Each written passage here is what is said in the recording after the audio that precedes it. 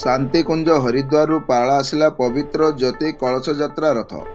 ଗଜପତି ଜିଲ୍ଲା ପାଳାଖୁଣ୍ଡି ସହରରେ ଆଜି ଉତ୍ତରାଖଣ୍ଡ ଶାନ୍ତିକୁଞ୍ଜ ହରିଦ୍ୱାରରୁ ପବିତ୍ର ଜ୍ୟୋତି କଳସ ଯାତ୍ରା ରଥ ଆସି ନଗର ପରିକ୍ରମା କରିଥିଲା।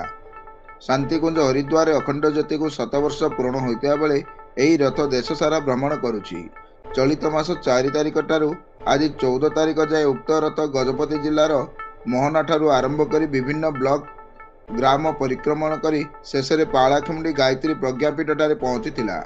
ଏହି ଅବସରରେ ବିଭିନ୍ନ ସ୍ଥାନରେ ଗ୍ରାମବାସୀମାନେ ଭବ୍ୟ ଅଖଣ୍ଡ ଜ୍ୟୋତି କଳସ ରଥକୁ ବନ୍ଦାପନା କରି ସ୍ୱାଗତ କରିଥିଲେ।